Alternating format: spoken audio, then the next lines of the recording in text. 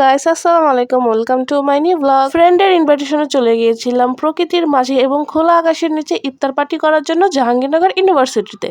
কয়েকদিন যাবো ভাবতেছিলাম একটা ইফতার পার্টি করলে অনেকটা ভালো হয়, আর এর মধ্যে আমার একটা ফ্রেন্ড আমাকে নক দিয়ে বললো তারা ইফতার পার্টি করতেছে আর আমাকে অ্যাটেন্ড হতে হবে, আর আমি এই সুযোগটা হাতছাড়া না করে অ্যাটেন্ড হয়ে গেলাম। রমজান মাসটা যেহেতু একটা পবিত্র মাস, আর এই মাসে সবার সাথে মিলেমিশে কাটানো সত্যি একটা ভাগ্যের ব্যাপার। আর আমি মনে করি এটা শুধুমাত্র সম্ভব এই ইফতারের আয়োজনের মাধ্যমে। আর এই আয়োজনটা যদি হয় খোলা আকাশের নিচে সবুজ প্রকৃতির মাঝে আর এমন সুন্দর একটা জায়গায়, তাহলে এর থেকে ভালো আর কি হতে পারে। এইখানে আমরা প্রায় 19 জনের মতো ছিলাম, আর এখানে সবাই কাজ করতেছিল একমাত্র আমি ছাড়া, মানে আমি কোনো কাজই করি নাই। এখন ভিডিও এডিট করে আমার মনে হইতেছে যে আমারও কাজ করা উচিত ছিল, কারণ আমি কোনো কাজের মধ্যে ছিলাম না, সবাই কাজ করতেছে, একমাত্র আমি বসেছিলাম। এখন কয়েকজন আবার বলবে যে তখন কাজ করো নাই, এখন কেন আফসোস করতেছো। এইখানে সবাইকে আমি তেমন একটা না চিনলেও সবার বিহেভিয়ার সত্যি অনেক ফ্রেন্ডলি ছিল, মনেই হচ্ছিল না যে আমি এখানে অনেককে চিনি না।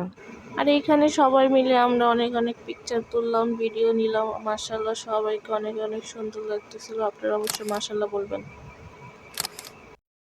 আমরা যে আল্লাহ তাআলার কতটা আনুগত্য বান্দা সেটার প্রমাণ হচ্ছে এই রমজান, কারণ সারাদিনের খিদা, পিপাসিত গলা এবং এত এত খাবার সামনে থাকা আল্লাহ তাআলার আদেশের অপেক্ষা করছি, এতে কি প্রমাণ হয় না আমরা তার পরকালকে ভয় পাই এবং তার প্রতি আমরা নির্ভরশীল। আল্লাহ তাআলার কাছে অনেক অনেক শুকরিয়া আমাদের সুস্থতা এবং এত সুন্দর একটা ইফতারের আয়োজন করার তৌফিক দান করার জন্য। আমাদের মতো এখানে আরো অনেকে আসছে ইফতারি করার জন্য, পুরা মাঠ জোড়া মানুষ ছিল, মানে দল বেঁধে বেঁধে বসেছিল ইফতার করবে এই অপেক্ষায়। দেখতে অনেক সুন্দর লাগতেছিল, খোলা পরিবেশে সবাই মিলে ইফতারের যে মজাটা আসলে এখানে না গেলে বোঝাই যায় না। আমরা সবাই ইফতারের অপেক্ষা করতেছি, কেন জানি না আজান দিচ্ছিলই না। আমি জাস্ট ওয়েট করতেছি কখন আজান দিবে, কারণ সারাদিন অনেকটা ক্লান্ত ছিলাম। ইফতারি সামনে নিয়ে আপনি যে দোয়াই করবেন না কেন আল্লাহ তাআলা কবুল করবেন, কারণ আল্লাহ তাআলা এই সময়টা বসে থাকে তার বান্দা কি চায় এবং তাদের মনের আশা পূরণ করার জন্য। আমার সিগনেচার আইটেম হচ্ছে শরবত। এই ইফতারে শরবত খেলে আমার আর কিছু ভালো লাগে না, যাই খাই মানে কেমন জানি লাগে। শরবতটাই আমার মেন, এটা না হলে আমার হয় না।